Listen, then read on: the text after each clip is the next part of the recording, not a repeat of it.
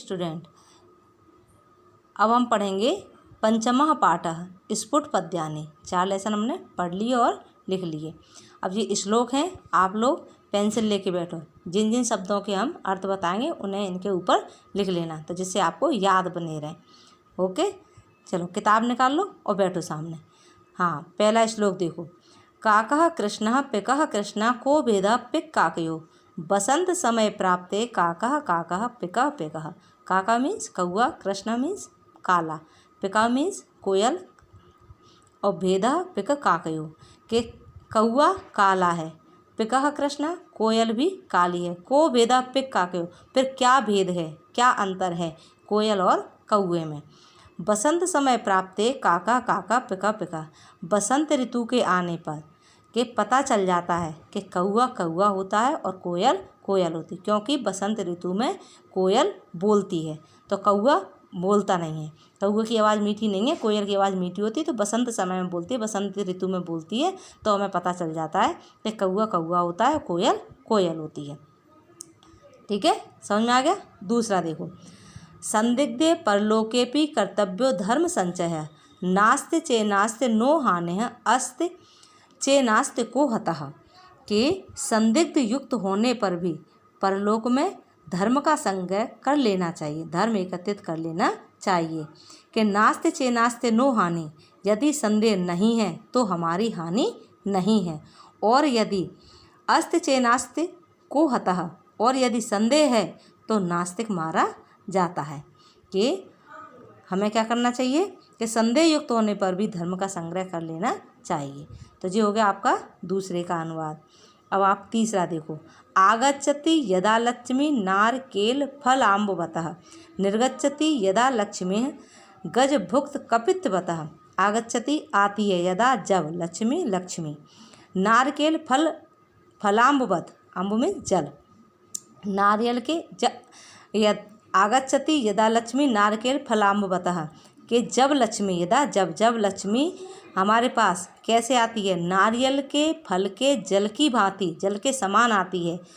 तो निर्गच्छति यदा लक्ष्मी, तो निकल जाती है लक्ष्मी, गज भुक्त कपित्वत के हाथी द्वारा खाए गए किसके भांति, कैत के फल की भांति। के द्वारा से सुनो कि जब लक्ष्मी हमारे पास नारियल के फल के जल के समान आती है तो निकल जाती है हाथी के द्वारा खाए गए कैंत के फल की तरह। कपित्व मीन्स कैंत। अब चौथा देखो। एके नापि सुपुत्रेण सिंह स्वपति निर्भयम सहैव 10 पुत्रैः भारम वहति गर्दभि। एकानपि, एक ही, अपि मीन्स भी, एक ही, सुपुत्रेण सुपुत्र के होने पर, सिंह शेरनी, स्वपति सोती है, निर्भय निर्भय होकर, कि एक ही पुत्र के होने पर शेरनी निर्भय होकर, निडर होकर के सोती है। और सहैव दधि पुत्रे भारम वहत गर्दि, और इसी के विपरीत के 10 पुत्रों के सहैव 7 होने पर भी गर्दभि मीन्स गधी, भारम वहती भार को ढोती है। कि एक ही पुत्र के होने पर शेरनी निर्भय होकर सोती है, और जबकि 10 पुत्रों के साथ होने पर भी गर्दभी गधी भार को ढोती है। 5वां देखो। आदानस्य प्रदानस्य कर्तव्यस्य च कर्मणः क्षिप्रम क्रियमाणस्य कालः पिबति तदरसम। आदानस्य कहलाता है लेने के, प्रदानस्य देने के, कर्तव्यस्य कर्तव्य के कर्मों को, क्षिप्रम क्रियमाणस्य, क्षिप्रम मीन्स अति शीघ्र कर लेना चाहिए, कालम पवित्र तदसम, अन्यथा काल यानी कि मृत्यु उसके रस को पी जाती है, उसके महत्व को समाप्त कर देती है। कहने का तात्पर्य क्या है, जैसे आप लोगों से कहा कि आज हमें कार्य करके दिखाओ अपना, तो आप लोगों ने आज नहीं दिखाया, कल भी नहीं दिखाया, फिर आपने 4 दिन बाद दिखाया, तो उसका महत्व समाप्त हो जाता है और तुरंत काम करने का महत्व रहता है। तो काल यानी कि समय उसके महत्व को पी जाता है। फिर से सुनो इसे ध्यान से। आदानस्य प्रदानस्य कर्तव्यस्य च कर्मणः क्षिप्रम क्रियमाणस्य कालः पिबति तदरसम।